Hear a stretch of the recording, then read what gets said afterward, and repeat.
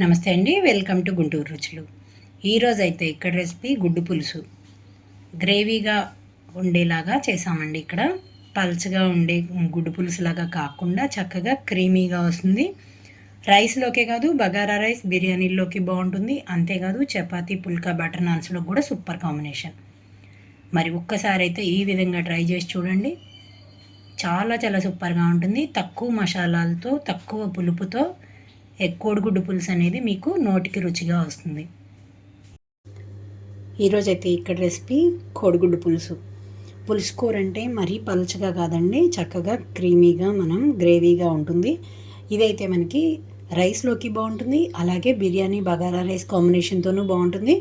అంతేకాదు మనకి చపాతీ, పుల్కాల్లో కూడా సూపర్గా ఉంటుంది. నేనైతే ఇక్కడ తీసుకున్నవి 2 బాయిల్డ్ ఎగ్స్ అండి, అలాగే 2 టమాటాలని గ్రైండ్ చేసుకుంటున్నాను. అలాగే పెద్ద ఉల్లిపాయలు 2 తీసుకున్నాను, సన్నగా కట్ చేసి పెట్టినాను. దీంట్లోకి అల్లం వెల్లుల్లి పేస్ట్ 1 స్పూన్ వరకు, అలాగే పచ్చిమిరపకాయలు, కొద్దిగా మెంతిపిండి. మెంతిపిండి అయితే కంపల్సరీ అండి ఇందులోకి. మీకు మెంతిపిండి అవైలబుల్లో లేకపోతే టమాటోల్లోనే కొంచెం మెంతులు కూడా వేసుకొని గ్రైండ్ చేసుకోండి. అలాగే పసుపు, కారం, ఉప్పు, కొద్దిగా చింతపండు రసం. ఎక్కువ అవసరం లేదండి దీనికి, ఆల్రెడీ టమాటో పులుపు కొంచెం ఉంటుంది కాబట్టి కొద్దిగా వేసుకుంటే సరిపోతుంది. ఇది ఎక్కువైనా కూడా మనకి చింతపండు పులుపు కోడిగుడ్డు పలుచగా చేసే పులుసు టేస్ట్ వస్తుంది. అలా కాకుండా ఈ టేస్ట్ కొంచెం డిఫరెంట్గా ఉంటుంది, టేస్టీగా కూడా ఉంటుంది. ఇందులో కరివేపాకు కొంచెం, ధనియాలు కొద్దిగా. ఇక్కడ నేను ధనియాల పొడి లేదు కాబట్టి టమాటోలోనే వేసి మెత్తగా గ్రైండ్ చేస్తున్నాను. మీ దగ్గర అల్లం వెల్లుల్లి పేస్టు, మెంతి పిండి, అలాగే ధనియాల పొడి లేదనుకుంటే అవి అన్నీ కూడా టమాటోస్తో వేసేసుకొని గ్రైండ్ చేసుకోవచ్చు. ఇక్కడ దీనికోసం 1 టేబుల్ స్పూన్ వరకు ఆయిల్ తీసుకుంటున్నాను. ఇందులోకి కొంచెంగా పసుపు, అలాగే కొద్దిగా కారం కూడా వేస్తున్నాను.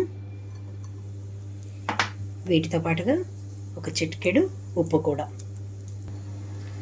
ఇప్పుడు వీటిల్లోకి నేను ఉడికించుకున్న కోడిగుడ్లను అయితే నిలువుగా ఘాట్లు పెట్టుకొని ఇందులో వేసి ఫ్రై చేస్తున్నానండి. గుడ్లు అయితే 4-5 ఘాట్లు పెట్టుకుంటున్నాను నేను ఇక్కడ.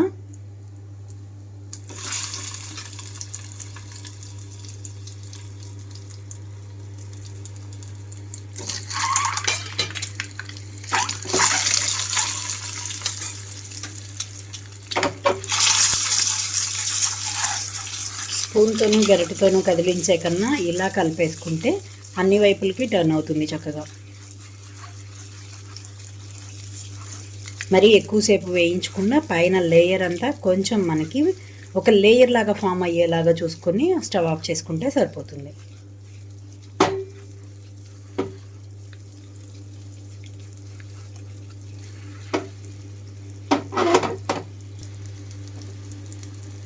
ఇంకా నేను పక్కన పెట్టేస్తున్నాను ఇది. ఇక్కడైతే స్టవ్ ఆన్ చేసి వేరే పాన్ పెట్టుకున్నాను. ఇందులోకి నేను 3 టేబుల్ స్పూన్స్ వరకు ఆయిల్ తీసుకుంటున్నాను. ఇక్కడ ఆయిల్ హీట్ అయిన వెంటనే కొంచెంగా ఆవాలు, అలాగే కొద్దిగా జీలకర్ర వేసి వేయించుకుంటున్నాను. ఇక్కడంతా వేగిన వెంటనే ఇందులోకి కట్ చేసి పెట్టుకున్న ఉల్లిపాయలు వేస్తున్నాను.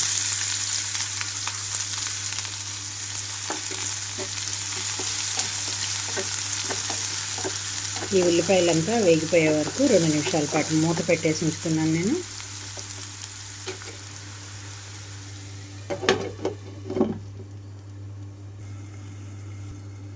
ఇక్కడైతే మూత తీసినాను 2-3 నిమిషాల తర్వాత.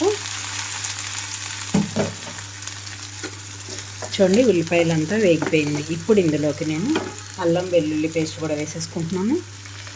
దీంతో పాటుగా 2 రెమ్మల కరివేపాకు కూడా వేస్తున్నాను.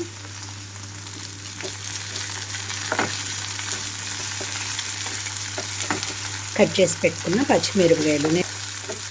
నేనైతే ఇందులో పచ్చిమిరపకాయల ముక్కలు సన్న చీలికలుగా చేసి వేసుకున్నాను. మీరు కావాలనుకుంటే చిన్న చిన్న ముక్కలుగా కట్ చేసి కూడా వేసుకొని వేయించుకోవచ్చు.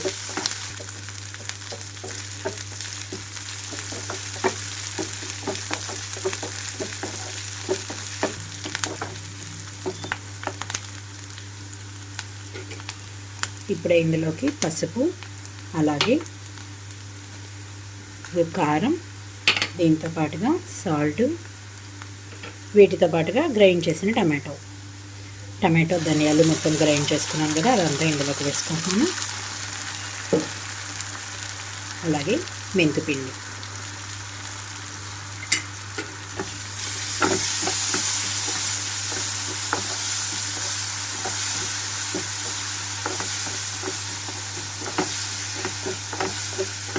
టమాటో పచ్చివాసన పోయే వరకు వేయించుకోవాలి. ఇక్కడ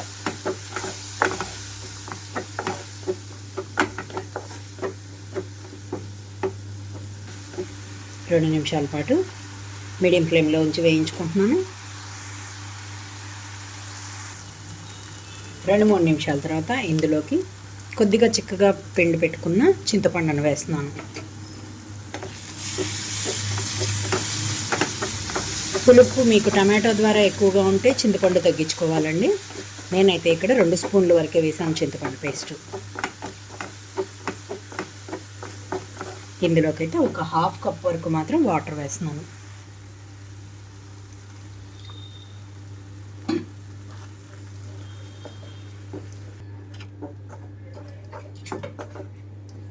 ఇప్పుడు ఇందులోనే ఫ్రై చేసి పెట్టుకున్న గుడ్డు కూడా వేసేసుకొని మూత పెట్టేస్తున్నాను. వేయించిన ఆయిల్ అండి ఇది, అది కూడా ఇందులోనే వేసేసాను. మూత పెట్టేసేసి 3 నుంచి 5 నిమిషాల పాటు ఉంచుతున్నాను.